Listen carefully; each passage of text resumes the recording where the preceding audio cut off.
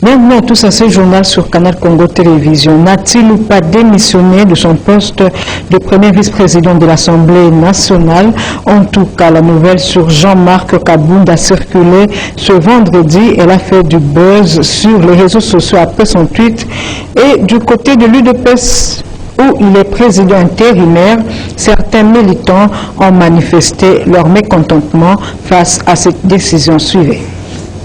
L'information a circulé au cours de la journée. Dès ce vendredi 14 janvier 2022, elle a fait du buzz sur les réseaux sociaux. Tout le monde en a parlé. La nouvelle faisant état de la démission de Jean-Marc Kabound au poste du premier vice-président de l'Assemblée nationale. Cela a suscité de l'effervescence du côté des combattants de l'UDPS, d'où ces réactions.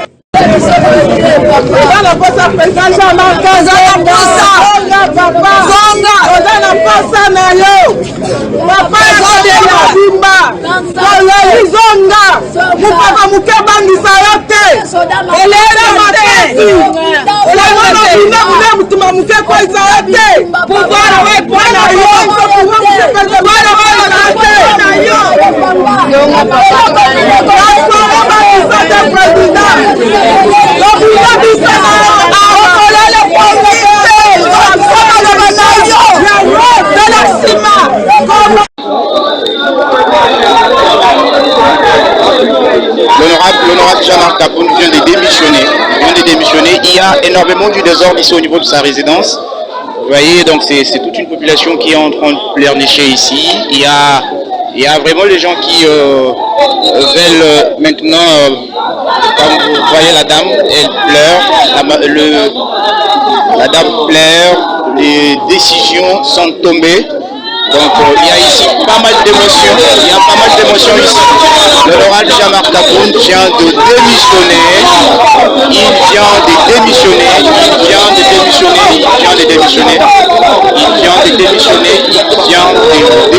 donc vous le voyez. Donc il y a ici tellement d'émotions, parce que les décisions sont tombées. Ce ne sont pas des décisions faciles, ce sont des décisions comme il a annoncé, il a dit qu'il prendra des décisions pour le bien-être de la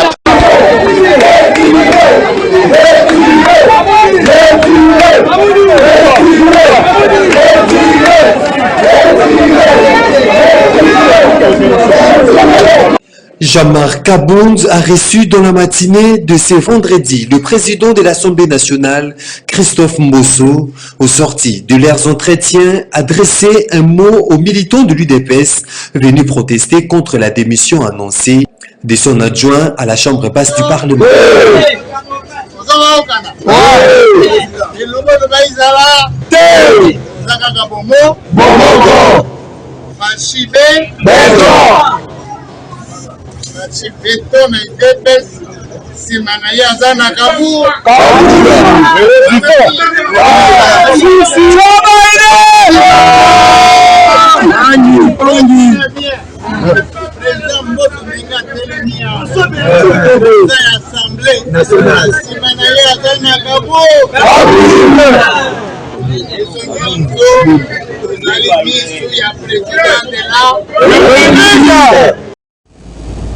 Prétendue démission de Jean-Marc Kabound pour Jean Berkmans Kongolo, coordonnateur de la dynamique pour l'éveil de la conscience. Cette décision aurait été inhabituelle pour une personnalité qui ne s'offre pas au spectacle à tout moment. C'est donc un non-événement. Il a été interrogé par Nadine Tchochigombo. Jean Berkmans Kongolo, coordonnateur de la dynamique pour l'éveil de la conscience patriotique, sur une prétendue démission de Jean-Marc Kabound au poste du premier vice-président de l'Assemblée nationale. En tout cas, pour ce sociétaire du pouvoir, ce acte est un non-événement. Cette démission aurait été inhabituelle pour une personnalité qui ne s'offre pas au spectacle à tout moment. Moi, je n'en fais pas une actualité. C'est un fait divers. Je n'ai même pas osé m'informer, est-ce que c'est vrai, est-ce que ce n'est pas vrai. C'est de la spéculation ou c'est vraiment une information. Je ne m'intéresse pas à cela parce que j'ai déjà assez entendu. J'ai déjà assez entendu Donc, ce qui peut me surprendre, c'est que si on parle de quelqu'un qui ne s'offre pas tout le temps au spectacle, de quelqu'un de très réservé, de quelqu'un de discret, je pourrais me demander, mais c'est inhabituel. Comment en est-on arrivé là? Mais s'agissant de la question que vous me posez, j'ai suivi plusieurs fois des gens se plaindre. Hein? On a grévé mes pneus, on a fait ceci. Mais c'est tellement habituel que si cela peut permettre que la paix revienne, qu'on arrête d'entendre des histoires, tant mieux. Je ne sais pas le rapport qu'il a fait entre les faits qui font ridiculement l'actualité et ses fonctions à l'Assemblée nationale. Moi, je n'arrive pas à faire le pont. J'imagine tout simplement, Madame la journaliste, on se réveille un bon matin, une plénière de l'Assemblée nationale est convoquée, son Excellence, l'honorable Jean-Christophe Mbosso est à l'étranger, et un bon matin on se réveille, on voit le général Kassongo assis au perchoir pour présider la plénière. Quelle serait la réaction du public? Pas une fois, pas deux fois, pas trois fois, pas quatre fois. On va se demander, mais dans quel pays sommes-nous là?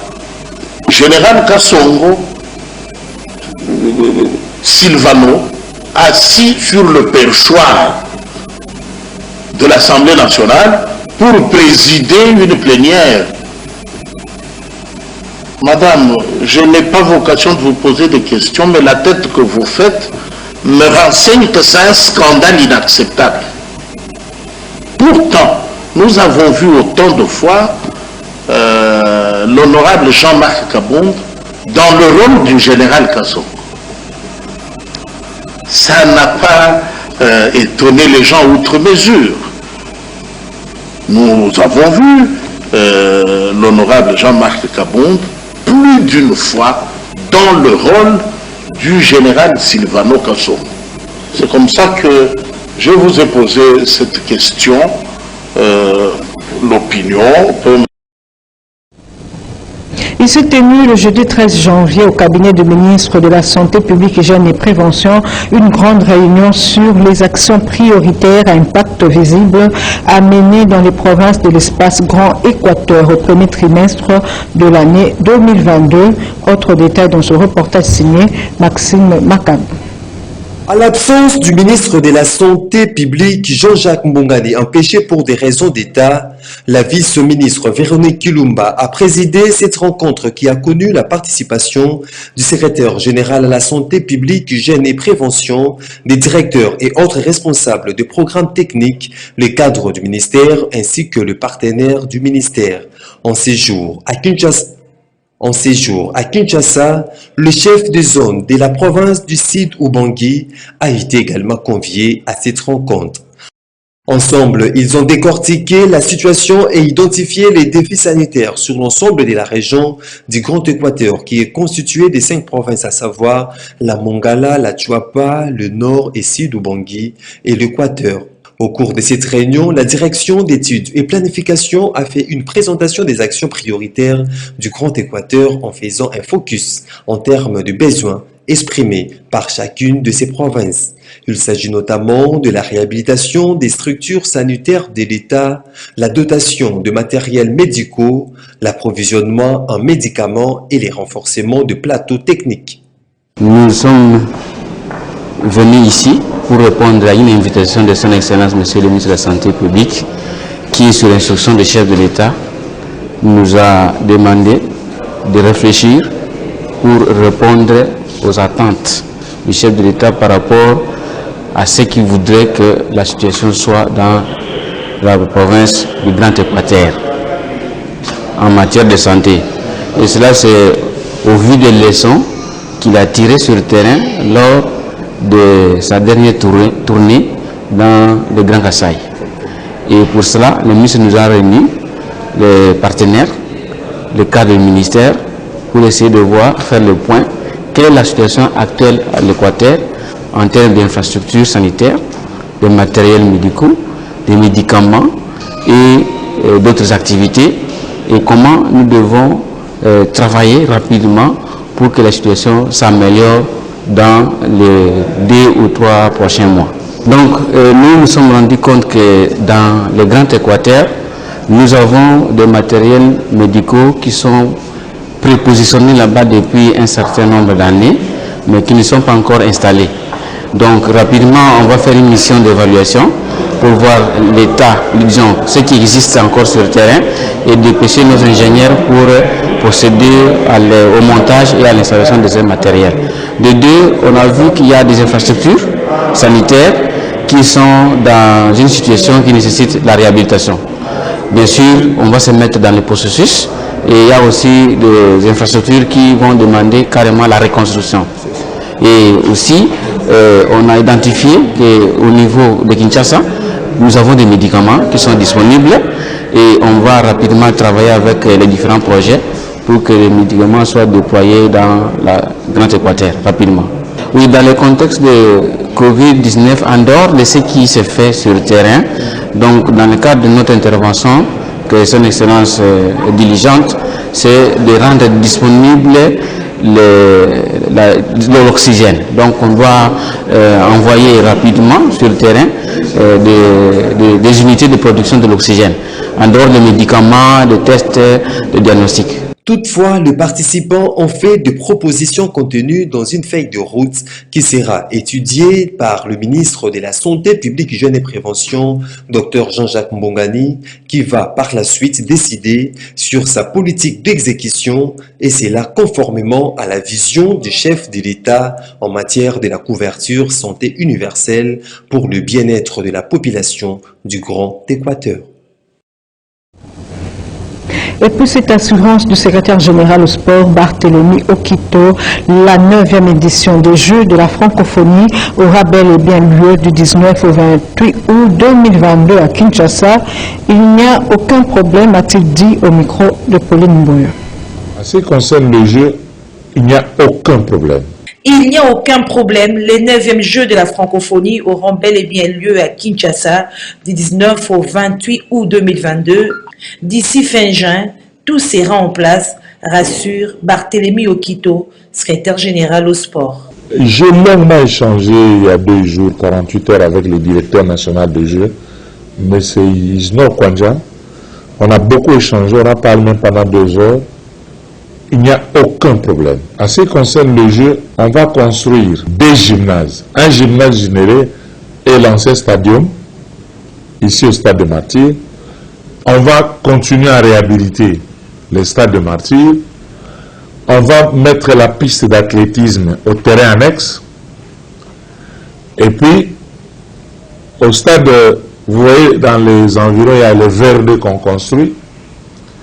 La clôture qu'on va construire. Au côté du stade Tata Raphaël, il y aura des maisons préfabriquées. Hein.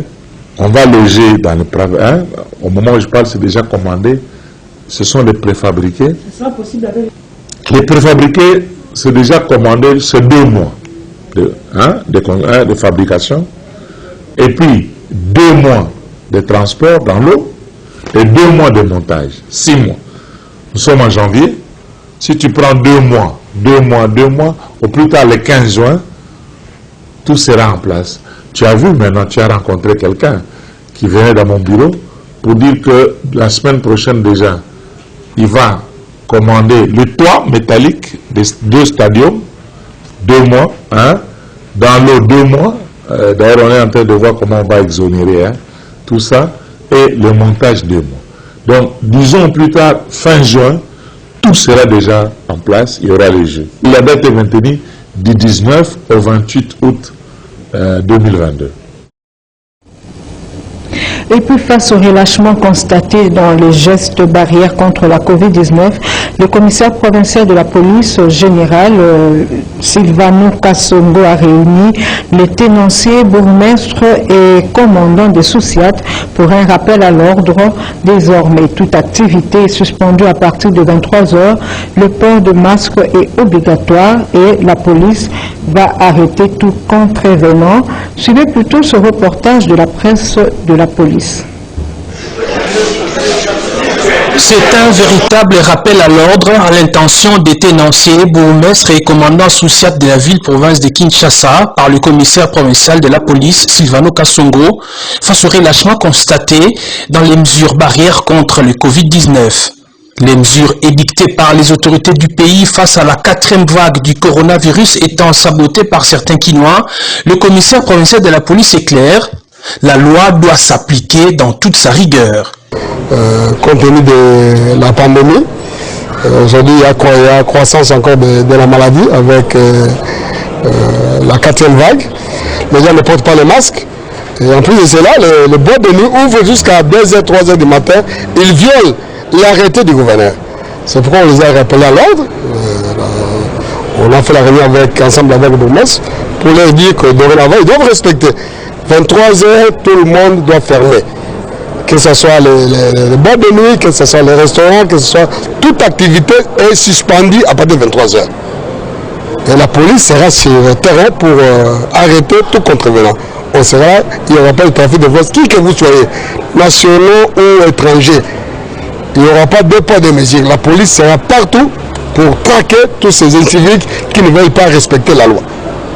Silvano Kasongo Kitenge, qui ne ménage aucun effort pour faire respecter les décisions de la haute hiérarchie, a rappelé le port obligatoire et correct des masques et le respect du couvre-feu.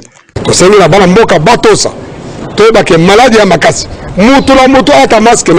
partir de lobby, police a causé la balabala.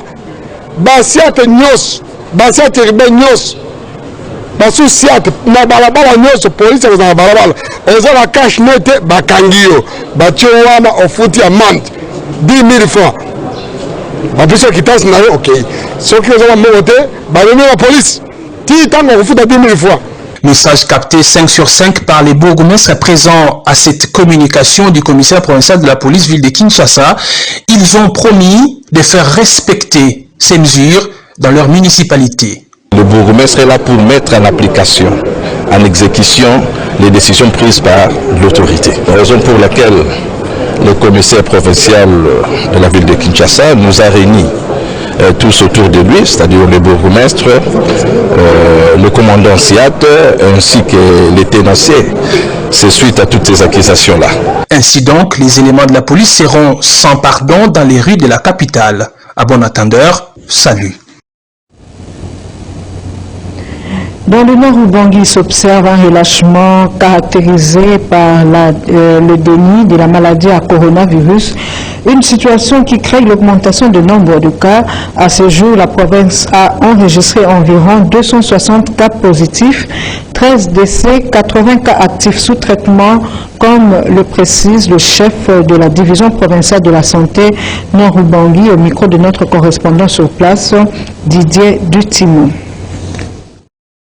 4e vague du coronavirus, la province du Nord-Ubangi approche des 260 cas positifs à travers 8 zones de santé touchées dans la province sur les 11 que compte la province du Nord-Ubangi.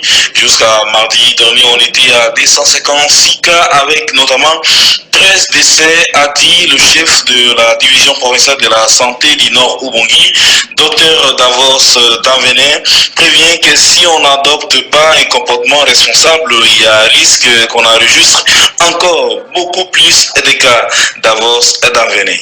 Lors des 3 premières vagues, notre province était inscrite parmi les provinces qui ont des cas, mais à ce jour, pour la 4e vague, le nombre de cas ne fait que galoper. Au moment où nous parlons, nous avons plus de 80 cas sous traitement, ce qui n'a jamais été le cas lors des 3 premières vagues. Cela veut dire que l'épidémie ne fait que s'aggraver. Et dès lors, nous pouvons que chacun en ce qui les concerne prend des dispositions pour ne pas être contaminé et ainsi vaquer à nos occupations et nous occuper de nos familles. Aujourd'hui, pour ce qui est des cas, nous approchons les 260 cas. Je n'ai pas ajouté les cas qui ont été dépistés hier. Nous attendons les statistiques actualisées, mais jusqu'à mardi, nous étions à 256 cas, après ces 260 cas. Et de ces 260 cas-là, nous avions 13 cas de décès. Si nous n'adoptons pas des comportements responsables, nous craignons que d'autres cas de décès puissent s'ajouter. Sur les 11 zones de santé, il y a 8 zones de santé qui ont notifié. Il se dire que dans les 3 autres, il n'y a pas de cas, ce ne serait pas juste du fait que dans ces zones de santé, santé-là, des cas peuvent exister, mais vu que la surveillance n'a pas été bonne, on peut ne pas les détecter. Donc les cas qui ont été notifiés concernent 8 zones. C'est nous qui communiquons les cas à l'INRB.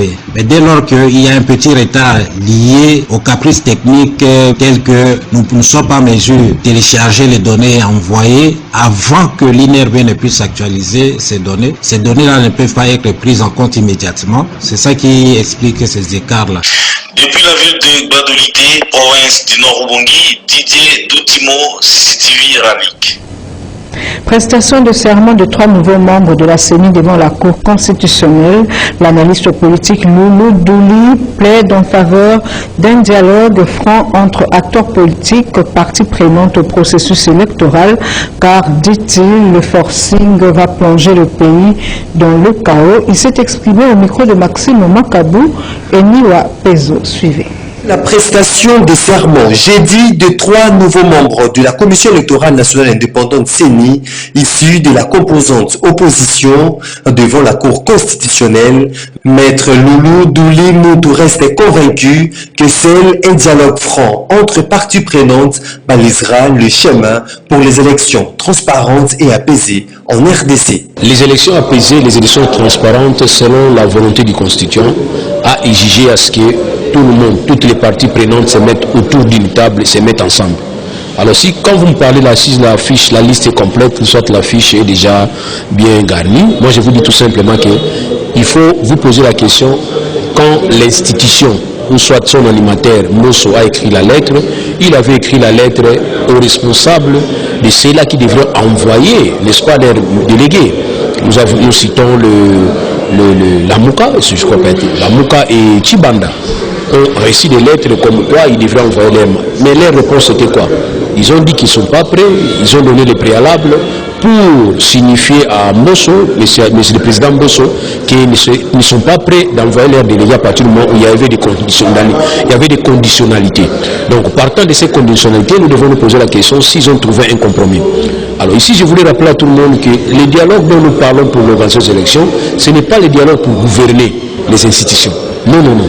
Parce qu'on doit reconnaître qu'il devrait avoir l'opposition et le pouvoir en place. Et surtout que nous avons les législateurs à légiférer sur une loi portant l'organisation, statut de l'opposition, qui fait que tout celui qui ne partage pas les mêmes opinions que le pouvoir en place est considéré comme opposant.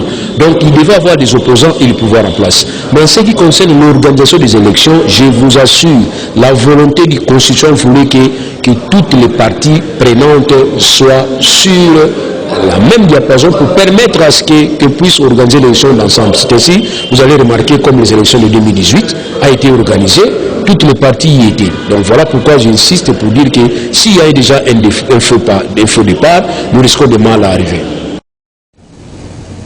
La planification familiale s'avère importante pour les familles. L'espacement des naissances est l'une des stratégies les plus importantes et plus efficaces pour réduire le nombre d'accouchements à problème et assurer la survie des enfants, une réalité qu'intériorisent certaines femmes qui ont fait part, j'allais dire, de leur expérience au micro de Dédi Moujinga. Planifier les naissances au sein de la famille est très important pour protéger la santé de la mère et des enfants. Pour cela, il existe des méthodes qui permettent d'éviter chez la femme des grossesses rapprochées ou encore indésirables. Au centre de santé Bora de la commune de Massina, les femmes sont sensibilisées dans ce sens. Ce que j'ai remarqué dans notre milieu aussi, parce que je me trouve d'abord à Massina dans un centre, il y a quand même baisse, il y a des mamans qui ont adhéré à la planification. Ils choisissent leur méthode pour espacer les naissances. Et il y a aussi un petit baisse là. Ça y est quand même. Je ne vois pas vraiment les conséquences, mais il y a quand même des petites malaises qui peuvent arriver, mais on corrige toujours. Des femmes venues pour la consultation prénatale parlent de leur expérience. Moi, on a juillet, il a commencé 6 ans, le 2 janvier. Ah, aussi 6 ans. On est comme battre là pour la vie, nous vivre là, il faut nous battre là, moi, on a cola, avant de choisir mon sous.